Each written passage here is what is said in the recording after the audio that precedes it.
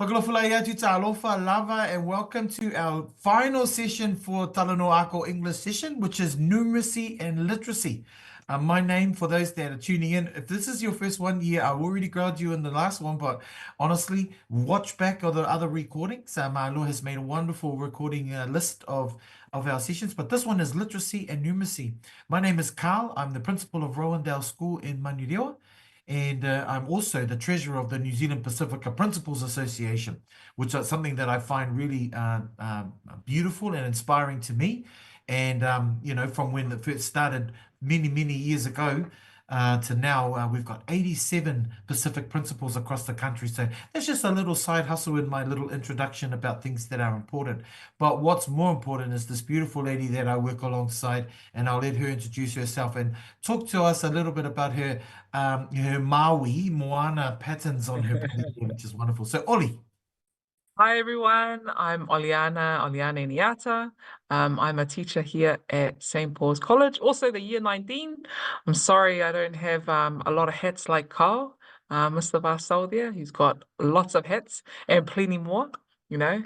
I love my job. I love teaching, especially here at St. Paul's. I love our boys, and I just, love our community. It's an awesome community. And as you might know or don't know, Carl also used to attend St. Paul's College, and he also used to work here. Yes. So yeah, he's got lots up there, upper sleeve, eh, Carl? Oh, what's beautiful is that, we have many connections, me and yourself, and we've been on journeys and we've had similar life changes and expectations. And so it's like working with my sister. So it's wonderful to have you on board today, Miss Oliana, for our last session. And if we recap back, our first session was all about getting back into school and those routines. Our second session was about our second session was about goals and setting those aspirations and sitting with your families and engaging. Our third session was about the new curriculum and the changes in relation to rollout of the new curriculum. And then last week was about well-being, haora, and the importance of attending every day. And so within those sessions, we talked about the importance of literacy and numeracy.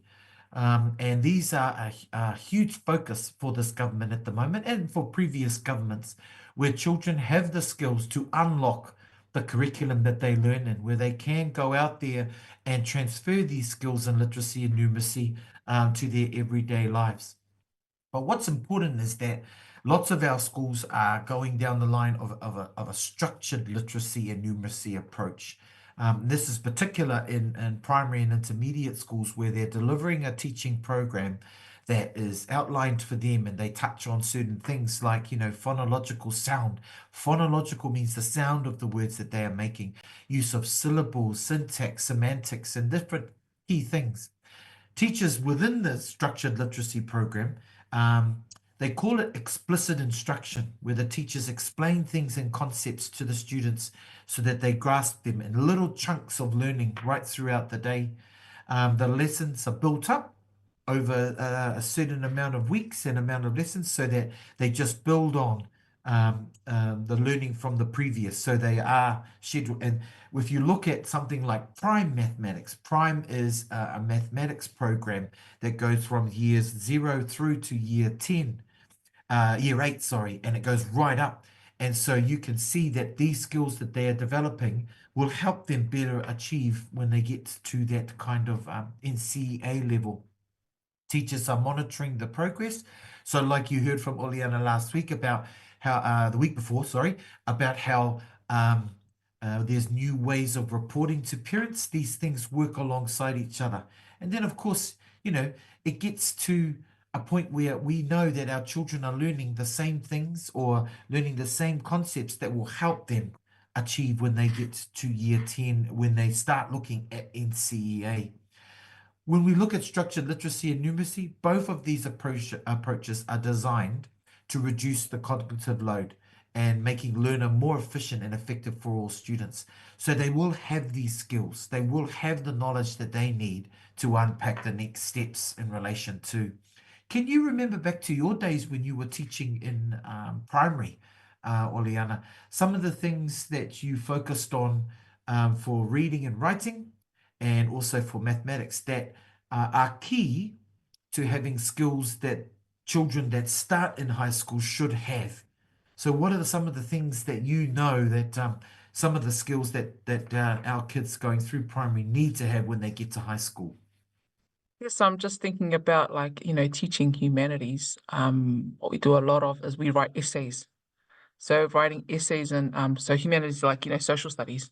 And in every single so for the juniors, years 7 to 10, they have a junior diploma. So every term, at the end of every term, they sit an exam, and in that exam, they're writing essays. So they're writing an essay. So I think going back to primary, when they're coming up to year 7, they're already going to start writing, essays, paragraphs. So I guess making sure students can write, a proper sentence, that makes sense, Yeah, you know, by themselves. So I think that's really, really important, making sure, structures. I mean, you know, some students can write about, anything and everything, but just making sure, your sentences make sense. I think even what's important is punctuation. You yeah, might think it's very small and it's not important in high school, but the amount of students that come in to year 7 or come into high school that don't use punctuation. It's like, yeah, it's crazy. So yeah, it's like, where's the full stop? What full stop? It's like, really? yeah, So yeah, punctuation is so important, making sure they get the punctuation right, making sure that they're writing sentences, that make sense, you know. Um, spelling's also important. So, getting the spelling there. I know these are all like surface features, but they're very important, yeah. especially, for essay writing. And these form the basics and the main parts of these structured literacy components when you're teaching these programs. It creates students with the skills needed to unpack. So, you're not going to teach an essay and how to write an essay to a junior primary child, but what you will do is you'll teach the fundamentals that lead to that perfect sentence or that correct sentence, which then can add to. And so these are all key features. And if you're thinking about things for numeracy, of course, there's that basic, that number knowledge, that, understanding the basic facts, and then just having that mind that wants to explore maths more. Lots of children enjoy mathematics. But then when it gets a little bit harder, what it is that sometimes when they get to older maths, there's a lot of word problems. And so reading and understanding and unpacking a word problem rather than a linear equation with, 150 plus 120, and you put them in line, they'll have a story problem around that or a word problem. And what's important is our kids need to be able to read and unpack what that means and what it's asking for them to put that answer. And so you would agree that having, competent reading skills is important for when you get to a high school? Definitely. And I've seen, I know as a staff, we did a PD session around, NCEA, like, numeracy. We took a look at some questions, and oh my goodness, the amount of reading in a maths question, just to solve like a maths question, it was just like, literacy is so important. Like being able to unpack, we had to, like as an adult, like I had to like highlight and unpack that question because the amount of reading that was involved and yeah, having to understand that. So, if you don't have those skills, like when it comes to literacy, it's hard. It's hard to like, to was if I didn't have those skills, for literacy, it would have been hard to unpack that problem, those maths problems. Yeah, Yeah. it's not like back in our day, Carl, where we just had the algorithm way, the long division, just get those questions and then answer it. No, no, it's a lot more taught these days. And so if we think about, just I'll quickly just touch on what, the structured literacy and numeracy looks like in the primary school, and then we'll go to Oliana for some of the updates in relation to NCEA and how literacy and numeracy focuses there. But what you're expecting to see in a primary and intermediate school is, that 1 hour where teachers are teaching 1 hour of literacy and 1 hour of numeracy. But that literacy is also divided up into reading and writing. And in there are spelling programs, are phonics programs, are basic facts programs that help the child to grow a better understanding, but also in a structured way, so that they're not just having any gaps in that learning, so that when they move from one year level to the next, that those essential skills that they need are coming through with them. Um, it also allows for more consistency in the teaching programs across the country. So that's allowing us as schools in New Zealand to know that the way in which we're teaching literacy and numeracy is consistent right across in different schools. So you won't be really having a huge difference in how a school teaches literacy and the expectations it has. But what's important about any success to having children that achieve in literacy and numeracy is that support from home, and that real vital that there is that kind of time set aside where parents use their skills or access skills to ensure that your children can carry on the learning when they get home. In a secondary context, Oliana, what does this support for secondary literacy and numeracy look like? What would you say, parents that are supporting their children well, what does that kind of support look like in a secondary context? So, well, I know next week here at St. Paul's we have like an NCEA Information Parents Evening that's happening next week. And like I know all schools do that because that was the same as my daughter's schools. They all went to different high schools and they all had those evenings for all the parents. So I suggest, parents, caregivers, you need to get down to the school and attend these evenings. They're so important. And these are where you can ask questions. I remember at my daughter's school, us parents, they had one for Pacifica. So Pacifica NCA Information Evening. So us Pacifica parents, they had it in different languages. They had Tongan, Samoan, they had Cook Islands. And, we came together, of course, around some food. And, it was a beautiful setting. It's just like how us Pacifica are, sit down, Talanoa around, food and, around, it has our own languages, So yeah, it was awesome. So we have these NCA information evenings. I know here at St. Paul's, because the government there's this big focus on numeracy and literacy, we have tutorials after school. We also have tutorials before school because there's such a push on mathematics and literacy. We've got mathematics tutorials in the morning, 8 to 8:40, and then there's tutorials for even maths too and other subjects after school, so 3:30 to 4:30. And there's somebody from every department that's there to help these students. But Yeah. yeah, these were like done so to because of this big push with our literacy and numeracy. That's why we have all these. So there's extra help, and you don't need to go and spend money. Parents, look at that. Like, when you look at all these tutorials and those the help out there, it's expensive. It's expensive. So take up these opportunities. I know my daughters with their schools, they had tutorials at lunchtime. And I know it's at lunchtime. I know, students are somebody who just want to get out there and play, but you know, parents talk to your child because education is, a priority. We need to make sure our tamariki know it's a priority. Talk to them about using these tutorials, coming to it, attending it. If I always talk to my students, if you're not getting it from me, you know, send me an email.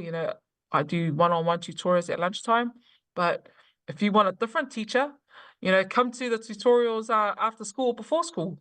So, schools are really trying hard to, cater to all, our students. So, parents, please, caregivers, make use of this. Make use of this. Don't go spending money. Okay? No School need. can provide. Exactly. And, lots of schools do different things like that. And I know that, I mentioned that we got our parent meet the teacher next week. One of the things that we hand out to each of our parents is a home learning pack for literacy and numeracy kind of little games and skills that, make it fun. There's always the sit down, listen to me, write your book and be quiet kind of teaching approach. But if parents can look for ways in which to make it fun, could you imagine that, you're allowing your child to go to one of these after school sessions with school, at the high school, but then you're there to pick them up, or you're there to, when they get home, they get a nice feed, or, just these little bits that make it worthwhile, asking them how it went. I know we're not all able to provide certain things in our own ways, but just making that child feel special about actually putting the extra yards in. And then that shows that you're also acknowledging what's involved. You've mentioned also, Oliana, the use of KMA.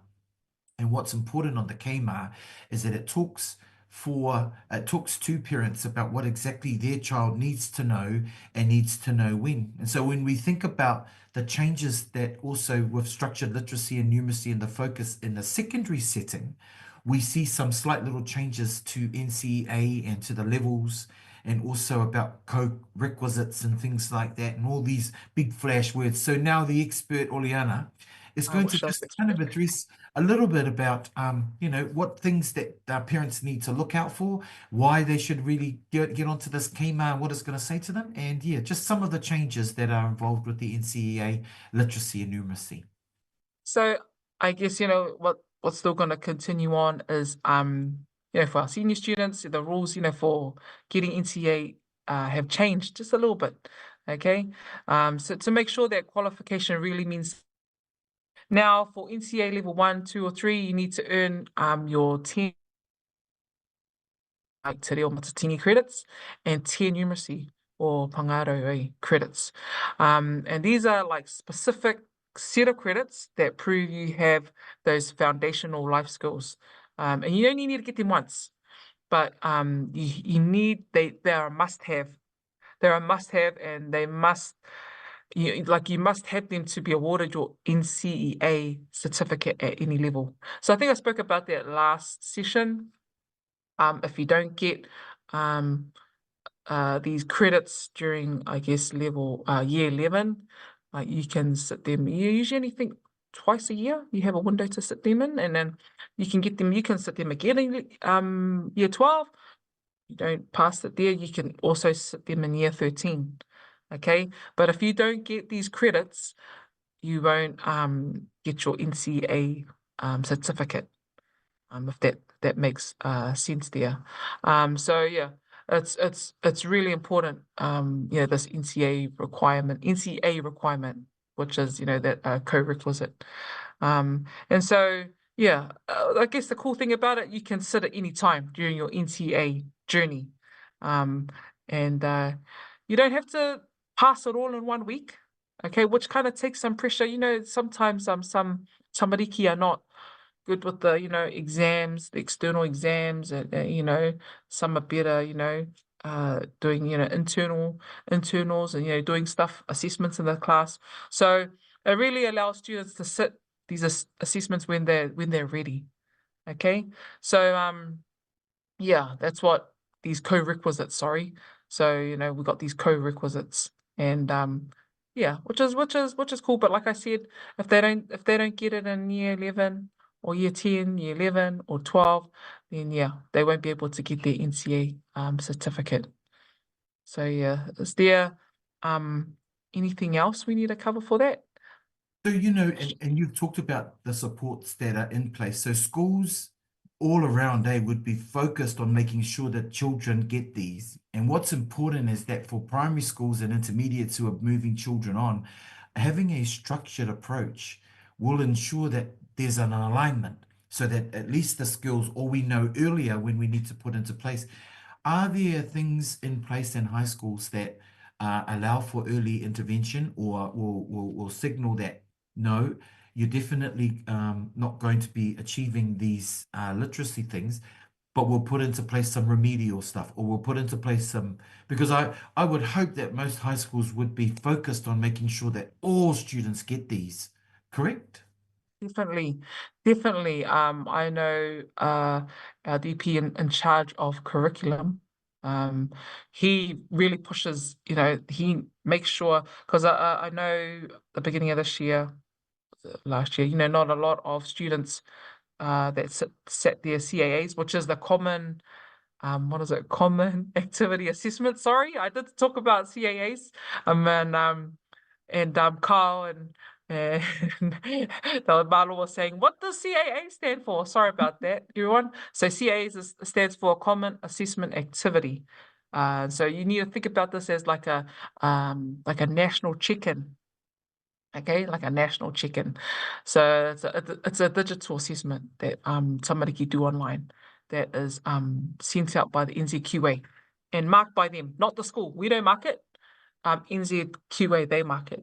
And so we just kind of get the results. And so I know quite a few didn't pass the beginning of this year. And so yeah, the DP who's in charge of curriculum, he makes, he sets the plans, and yeah, he works with the HOD, head of department, and those teachers.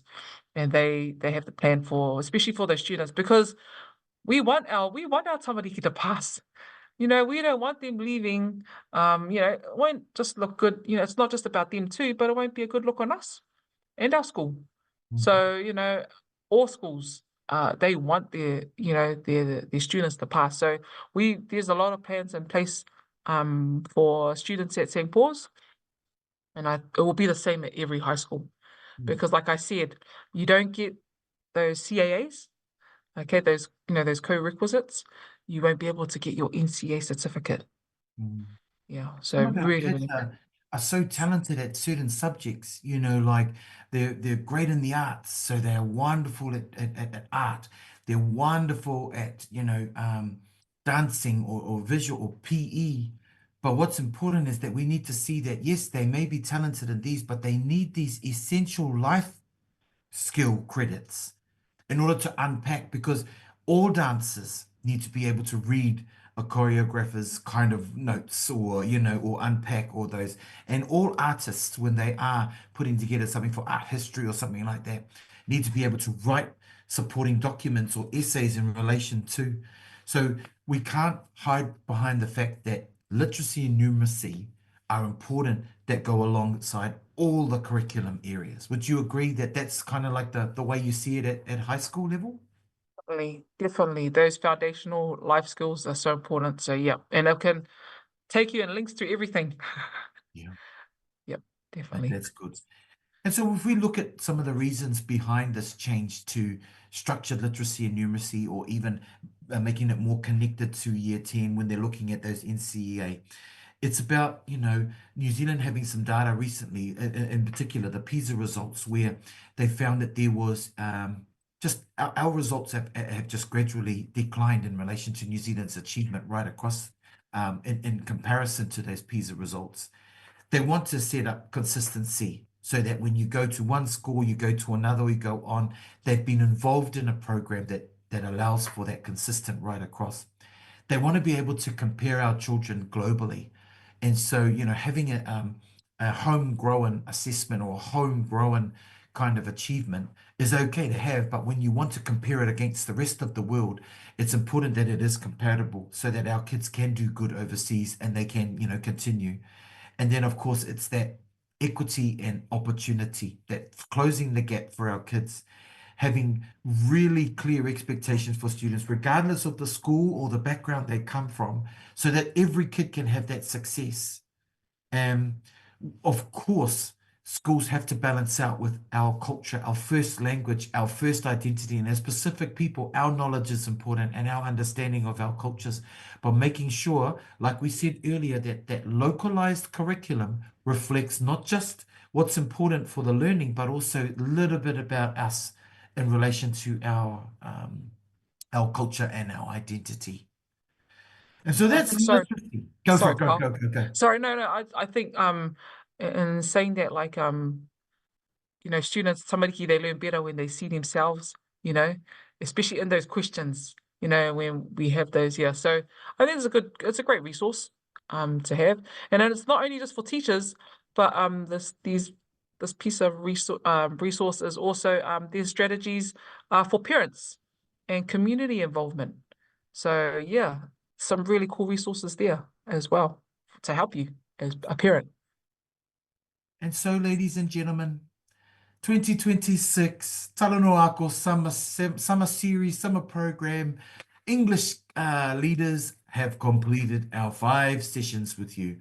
Highlights for you, Miss for Oliana. Happy that we've come to the end of our sessions and little final words. I'm happy. I just parents, we need you. We need to work together. We need you so much. Okay, we can't just do this on our own, but you guys are so important, not just to us, but to our tamariki, to your child. So please be on board with us. Please, let's work together. That's all I want to say, Carl. Just, Oh, that's beautifully said. You've said it all. And I think what's important from what Oliana said is that, nothing's impossible.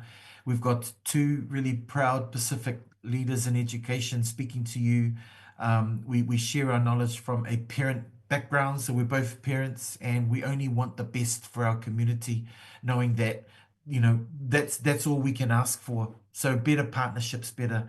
I'd like to say huge thanks to Malo. Malo has been the person who yes. has been putting these sessions together for us and working and being very flexible in ensuring that he balances his personal life as well as getting there to record for us. So thank you, Malo, for the wonderful work that Malo. you do and putting this wonderful thing together. I hope that the translation that you put in the English one is easy because he has to translate all of the other languages, the beautiful languages we heard. So to all our other presenters in our other Pacific languages, congratulations and thank you for the work that you've done. To people like Gabby Makisi, who work behind the scenes for the Ministry of Education to continually support, and Mark, who continually source this funding for this important program. We thank you.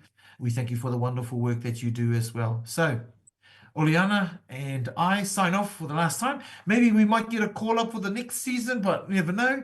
But you will hear the beautiful Oliana when she does her NCEA specific session. And who are you doing that with, Oli? With Mr. Tanielu, who's the English teacher here at St. Paul's. And when does So, that yeah, go live? When are you doing those sessions? April. We start in April. So yeah. Come So and look for check that. us out. Check us out. So Thank you from so us, much, Carl, for your wonderful expertise. You always I always learn something new all the time when I'm presenting with you. So thank you. maybe one day we'll learn about your beautiful tattoos, as you will learn Okay. about my secret hobby of budgies. But until then, we sound off and we sign off. And thank you very much for that. God bless. Have a wonderful year with your kids. Stay good, stay well, and yeah, see you next time. Awesome. So fast before. Say lava.